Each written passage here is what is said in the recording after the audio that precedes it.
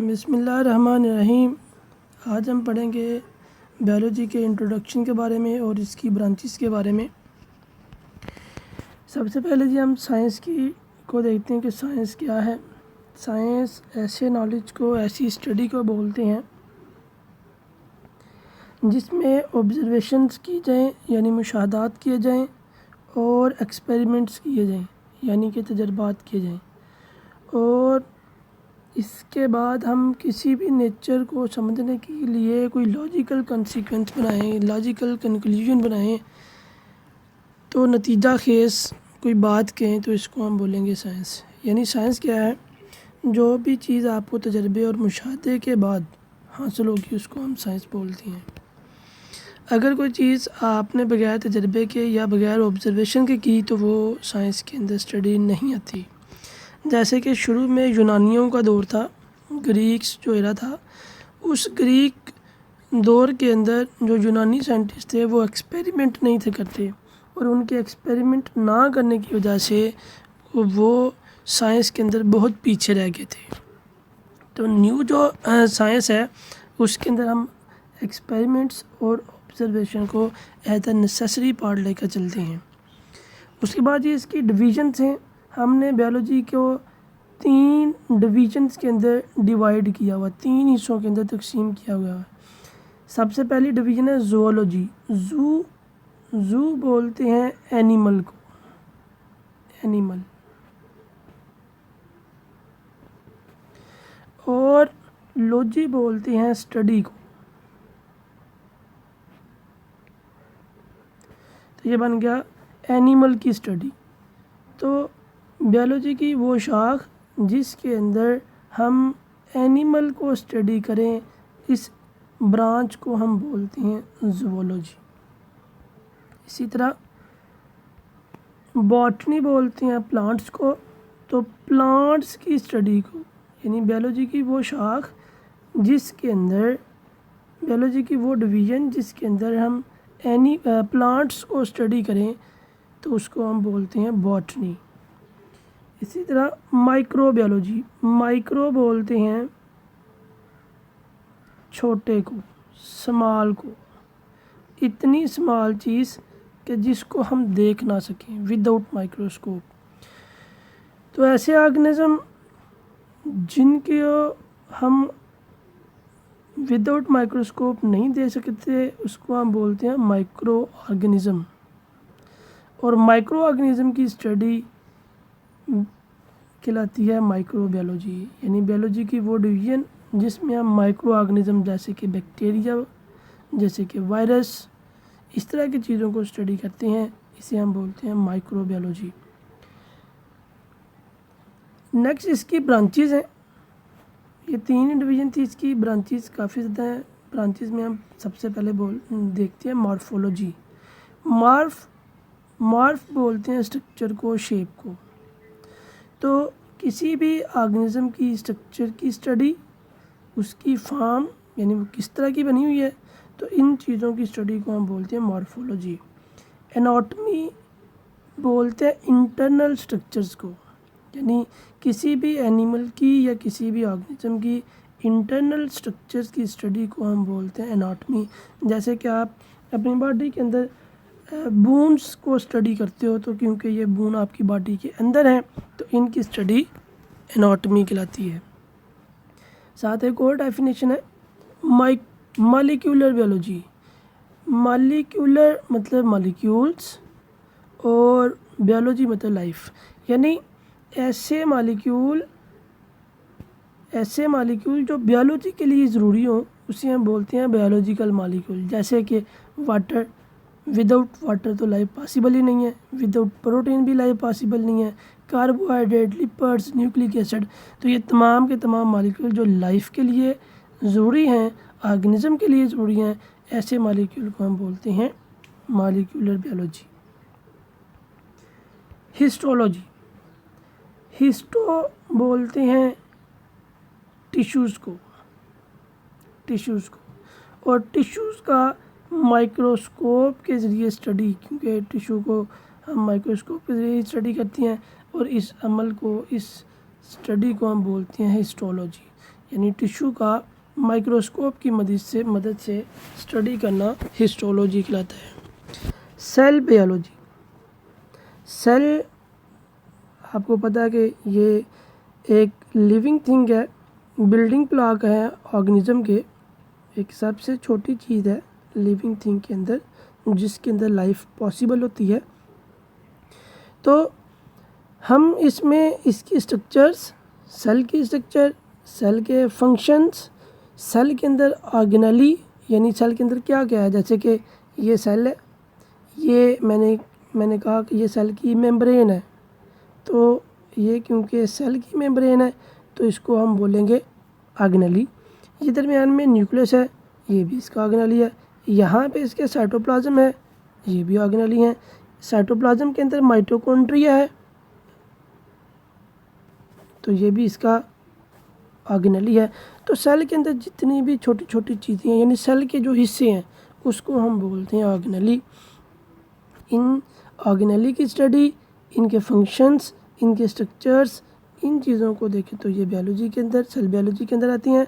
और cell biology के अंदर हम सेल की डिवीज़न भी देखते हैं। सेल की डिवीज़न क्या है कि एक सेल है, कुछ अर्सा बाद इससे 2 सेल बन जाती हैं, ये डिवाइड होकर 2 सेल बना देता है, तो इस अमल को हम बोलते हैं सेल डिवीज़न। ये भी सेल बायोलॉजी के अंदर ही आता है। इसके साथ ही फिजियोलॉजी है। फिजियोलॉजी बोलते हैं किसी भी पार्ट के फंक्शंस को, यानी इसमें हम स्टडी करेंगे डिफरेंट लिविंग थिंग के पार्ट्स के फंक्शन को। जैसे कि आपके पास एक प्लांट है, हम प्लांट की एक एग्जांपल लेते हैं। आपने प्लांट के कुछ हिस्से देखे, जैसे कि लीव्स, हमने देखा कि लीव्स हैं, पत्ते हैं पौधे के, एक पार्ट है। लीफ क्या फंक्शन प्ले करती हैं, फोटोसिंथेसिस करती हैं, ये इसका फंक्शन है, तो ये फिजियोलॉजी के अंदर आ जाएगा। इसी तरह हम एक और पार्ट देखते हैं, रूट्स, ये भी प्लांट का पार्ट है, ये भी, इसका भी कोई ना कोई फंक्शन होगा। ये पौधे को ज़मीन पे जकड़ के रखता है, पकड़ के रखता है। और दूसरा रूट्स पौधे के लिए मुख्तलिफ किस्म के न्यूट्रिएंट्स, वाटर, साल्ट्स ज़मीन से अब्ज़ॉर्ब करता है, तो ये अब्ज़ॉर्प्शन इसका वर्क है, फंक्शन है। नेक्स्ट है जी जेनेटिक्स। जेनेटिक में हम जीन को स्टडी करते हैं, जीन्स के रोल को देखते हैं इनहेरिटेंस में। इनहेरिटेंस विरासत को बोलते हैं कि हम आम तौर पर देखते हैं कि अक्सर बच्चों के अंदर खसूसियत अपने पेरेंट्स जैसी होती हैं, वो किसी न किसी शक्ल व सूरत के लिहाज से या अपने बोलने के लिहाज से या कुछ ना कुछ उसकी जो खसूसियत होती हैं वो अपने पेरेंट्स से मिलती है, तो उनको हम बोलते हैं बायोलॉजी के अंदर इनहेरिटेंस। तो इनहेरिटेंस में जीन का क्या किरदार है, इसको हम बोलते हैं जेनेटिक्स, क्योंकि ये खसूसियत जीन के ज़रिए ही एक नस्ल से दूसरी नस्ल में ट्रांसफ़र होती हैं। और इनहेरिटेंस की डेफिनेशन है transmission of characteristics from one generation to other, कि एक नस्ल से दूसरी नस्ल में खसूसियत की मुंतकली को इनहेरिटेंस बोलते हैं। नेक्स्ट है जी एम्ब्रियोलॉजी। एम्ब्रियोलॉजी के अंदर हम एम्ब्रियो से न्यू इंडिविजुअल की डेवलपमेंट को स्टडी करते हैं। जैसे कि एक एग से एक मुर्गी का जो बच्चा है वो एक अंडे से मुकम्मल डेवलप हो जाता है, तो उसकी डेवलपमेंट में क्या क्या चेंजेस आती हैं, इन तमाम चेंजेस को, डेवलपमेंट को हम एम्ब्रियोलॉजी के अंदर स्टडी करते हैं। टैक्सोनॉमी, टैक्सा बोलती हैं क्लासिफिकेशन को, ग्रुप बंदी को। हमने ऑर्गेनिज्म को अपनी स्टडी के आसानी के लिए मुख्तलिफ ग्रुप और सब ग्रुप में तकसीम किया हुआ है। जैसे बर्ड्स हैं, रिप्टाइल्स हैं, इसी तरह एम्फीबियंस हैं। तो ये जानदारों के हमने ग्रुप्स बनाए हुए हैं, इन ग्रुप की स्टडी को हम बोलते हैं, ग्रुप बंदी के अमल को बोलते हैं टैक्सोनॉमी। इसी तरह पैलियोंटोलॉजी है, इसमें हम फॉसिल्स का मुतालिया करते हैं, फॉसिल की स्टडी करते हैं। फिर फॉसिल्स क्या होती हैं, जो ऑर्गेनिज्म आज से कई 100 साल पहले मर गए हैं, उनके ज़मीन के नीचे आपको कुछ रिमेनिंग्स मिलती हैं, उनके बाकी हिस्से मिलते हैं। किसी का कोई बून का पार्ट मिल गया, किसी का कोई पार्ट मिल गया, किसी का कोई निशान मिल गया, तो उन रिमेनिंग्स को हम इंग्लिश में बोलते हैं फॉसिल्स। तो उनकी स्टडी को हम बोलते हैं पैलियोंटोलॉजी। नेक्स्ट है जी इन्वायरमेंटल बायोलॉजी। इसमें इन्वायरमेंट के अंदर हम इन्वायरमेंट बोलते हैं माहौल को, माहौल बोलते हैं जी जो कुछ भी आपके इर्द गिर्द है, इसको हम बोलेंगे माहौल। तो इन्वायरमेंट के ऊपर ऑर्गेनिज्म का क्या इफ़ेक्ट है और ऑर्गेनिज्म के ऊपर इन्वायरमेंट का क्या इफ़ेक्ट है, इस इंटरेक्शन को, इस दो तरफा तल्लुक़ को हम बोलते हैं इन्वायरमेंटल बायोलॉजी। जैसे कि मिसाल देता हूँ कि सर्दियों के अंदर हम धूप में बैठती हैं और गर्मियों के अंदर छाँव में बैठती हैं। इट मीन कि इन्वायरमेंट ने हमारी एक्टिविटी के ऊपर भी असर डाला है, और उस स्टडी को जिसमें हम देखते हैं कि इन्वायरमेंट का ऑर्गेनिज्म के ऊपर क्या रिलेशन है, क्या तल्लुक़ है, क्या इफ़ेक्ट है, तो इसको हम बोलते हैं इन्वायरमेंटल बायोलॉजी। सोशो बायोलॉजी है, इसमें हम उन एनिमल्स को देखते हैं जो सोशल बिहेवियर रखती हैं। सोशल बोलते हैं समाजी को, यानी ऐसे एनिमल जो मिल के रहती हैं और सोसाइटी बनाती हैं, मुआशरे की तरह रहती हैं मिल के आपस में, और मिलने के बाद वो आपस में क्या रोल प्ले करती हैं। जैसे कि हम हनी बी की मिसाल लेते हैं, शहद की मक्खी की मिसाल लेती हैं। हनी बी के अंदर 3 तरह के एनिमल्स होती हैं। जैसे कुछ कारकुन मक्खी होती हैं जो अपना काम सारा करती हैं, मलका एक होती है, क्वीन होती है जो कि सिर्फ अंडे देती है। तो ये इसका सोशल बिहेवियर है कि वो अपने मुआशरे के लिए, अपनी सोसाइटी के लिए क्या रोल प्ले कर रही है। नेक्स्ट है जी पैरासाइटोलॉजी। पैरासाइट्स की स्टडी को हम पैरासाइटोलॉजी बोलते हैं। पैरासाइट्स क्या है, ये इधर साइड बॉक्स में देते हैं। पैरासाइटोलॉजी के अंदर पैरासाइट की डेफिनेशन, पैरासाइट ऐसे एनिमल को बोलते हैं जो आपसे फूड ले, शेल्टर ले और बदले में अपने होस्ट को नुकसान पहुंचाए। यानी ऐसे एनिमल जो दूसरे एनिमल की बॉडी के ऊपर रहते हैं और उससे खुराक भी लेते हैं, उससे रहने की जगह भी लेती हैं और बदले में उसको नुकसान भी पहुंचाती हैं। ऐसे एनिमल को हम बोलते हैं पैरासाइट। जैसे इसकी एग्जांपल है लाइसिस, जुएँ जो सर पे रहती हैं।